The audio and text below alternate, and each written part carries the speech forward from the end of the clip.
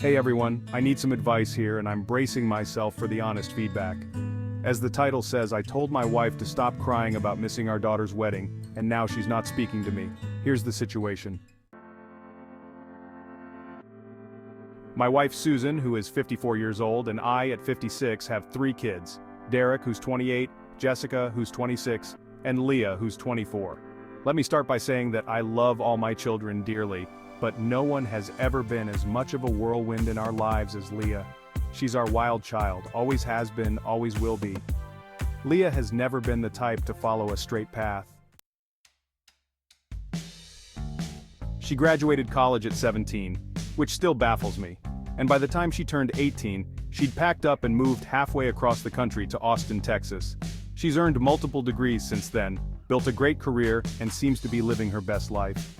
Leah's always been fiercely independent, quick-witted, and headstrong, and she's always had this bold, colorful style, covered in tattoos and piercings with hair that's a different wild color every time we see her. I've come to realize that she'll never fit into a traditional mold, and honestly I wouldn't want her to. She's just her authentic self all the time, and that's what makes me proud of her. But Susan? She's had a harder time coming to terms with Leah's non-traditional lifestyle. Susan loves our kids fiercely, but she's always wanted Leah to be a bit more conventional. She's never said it outright, but she drops hints here and there, like suggesting Leah tone down her look for family photos, or asking if she's considered a more stable job. It's all well-meaning, but it's clear she's hoping for Leah to be a square peg that fits into a round hole. And that's just not who Leah is. Leah met her now husband, Mike, not long after she moved to Austin. Mike is a lot like Leah. He's got tattoos, piercings, the whole deal. They're 2 peas in a pod, and you can tell how much he loves and respects her. He's been there through some tough times, and I can see how happy he makes her. I'm grateful for that.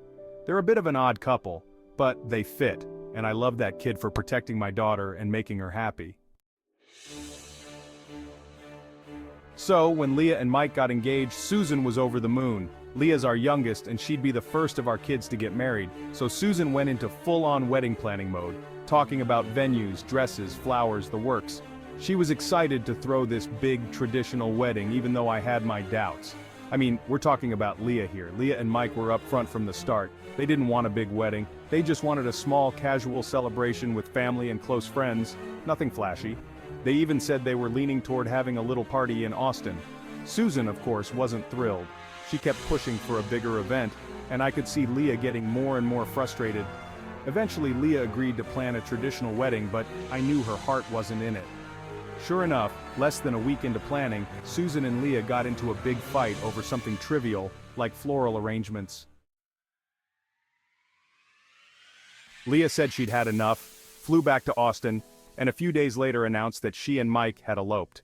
They planned to have a small get-together with friends and family in Austin around Halloween, which suited them perfectly. And that's when all hell broke loose. Susan was devastated. She cried and cried, saying she felt like she'd missed out on this huge milestone in her daughter's life. I get it. She wanted that moment to see Leah walk down the aisle, to be a part of the traditional wedding experience.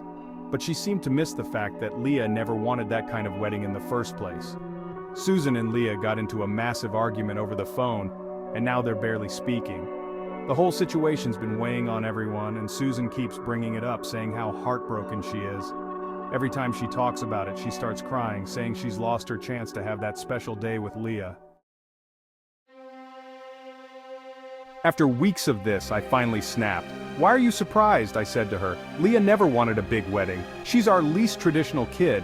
I'm just glad she even told us they were engaged. Maybe you should wait for Derek or Jessica to get married, because they're the ones who'll probably want that big wedding you're imagining." Susan didn't take that well. She called me a few names I won't repeat here and stormed out of the room. She's been avoiding me ever since, and I can't help but feel like I overstepped. But honestly, I'm just tired of seeing her cry over something that never made sense in the first place. Leah wasn't going to change who she is just to fit into Susan's idea of what a wedding should be. It's not like Leah hasn't always been this way. She's a nurse by day, does hairstyling on the side, and practices Wicca. Yeah, she's a practicing witch, which is about as far from traditional as you can get. That's who she is, and it works for her. I knew Leah wasn't going to want to play the part of the blushing bride in a big, frilly white dress. I expected Susan to be disappointed, but not to the point of weeks of crying. I'm standing by what I said because it just felt wrong to see Susan pushing Leah into something she didn't want. I mean, forcing Leah into a big, traditional wedding would have been like trying to put a wildflower in a crystal vase. Leah just doesn't fit into that world, and that's okay. I wish Susan could see that and just accept Leah for who she is. Honestly, if anyone's going to want a big wedding, it's going to be Derek, our oldest. He's been in a relationship with his boyfriend for years, and I wouldn't be surprised if they're the ones planning the grand, extravagant event Susan's been dreaming about. I guess that's part of why I got frustrated. I know Susan can get what she wants, but not by trying to force Leah into it. So here I am asking for your honest opinion. Was I wrong for telling Susan to stop crying and just wait for one of the other kids to give her the wedding experience she wants? Or should I stand by what I said and continue to defend Leah's right to do things her way even if it hurts Susan's feelings? Lay it on me, Reddit. Should I apologize to my wife or keep sticking up for Leah? Let me know in the comments, will you?